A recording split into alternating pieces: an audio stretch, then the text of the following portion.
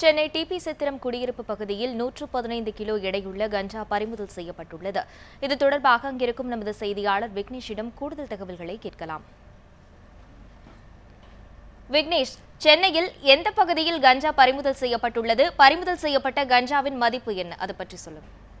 வணக்கம் சமிலா. அதாவது சென்னை கீழ்ப்பாக்கம் பகுதியில் உள்ள டிபி சத்திரம் குடியிருப்பு பகுதிகளுக்குள் கஞ்சா பதுக்கி வைத்து விற்பனை செய்யப்படுவதாக சென்னை மாநகர காவல்துறை ஆணையர் டி.கே. ரங்கராஜனுக்கு ரகசிய தகவல் கொடுத்துள்ளது. அதன்படி அவர் விடுத்த உத்தரவின்படி ஆய்வாளர் ராஜேஸ்வரி தலைமையில் 20க்கும் மேற்பட்ட போலீசாரை கொண்ட தனிப்படை அமைக்கப்பட்டு சென்னை டிபி சத்திரம் மற்றும் கீழ்ப்பாக்கம் உள்ளிட்ட பல்வேறு பகுதிகளில் தீவிர அதிரடி சோதனை நடத்தப்பட்டு வருகிறது. இந்த சோதனையின் போது அதாவது வீதி வீதியாக நடைபெற்ற இந்த சோதனையின் போது டிபி சத்திரம் காவல் நிலையத்திற்கு பின்புறம் உள்ள செனாய் நகருக்கு அருகிலுள்ள சிமெண்ட் ரோடு பகுதியில் பூட்டிய வீடுகளுக்குள் கஞ்சா பதுக்கி வைக்கப்பட்டு விற்பனை செய்யப்படுவதாக தகவல் கிடைத்தது.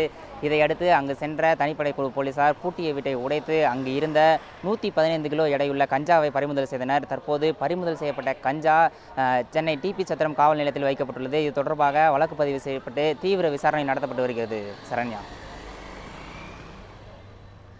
விக்னேஷ், இந்த கஞ்சா பறிமுதல் சம்பவம் தொடர்பாக யாரேனும் இதுவரை கைது செய்யப்பட்டுள்ளனரா?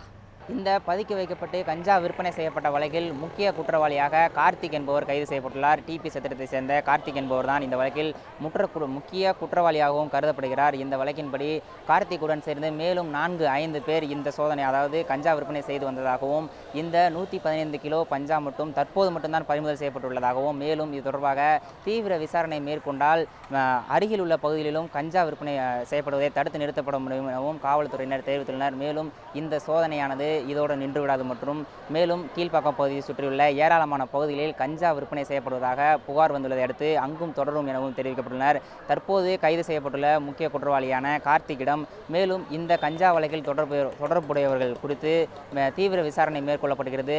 விரைவில் இந்த கார்த்திக்குடன் தொடர்புடையவர்கள் கைது செய்யப்படுவார்கள் எனவும் காவல்துறையினர் சார்பில் தெரிவிக்கப்பட்டுள்ளது. சரண்யா. உங்களுடைய தகவல்களுக்கு நன்றி விக்னேஷ்.